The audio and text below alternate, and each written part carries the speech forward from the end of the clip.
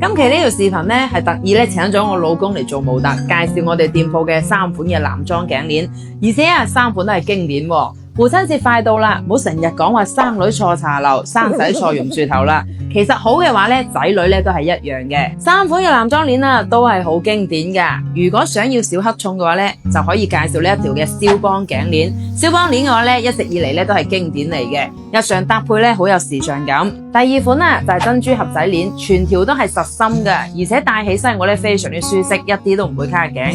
同時咧呢一個咧唔分年齡嘅。第3款啊，如果想要閃嘅，肯定揀呢個車花騎士鏈啦，一整條咧都係手工批花嘅，所以我咧多角度去望咧都係好閃噶。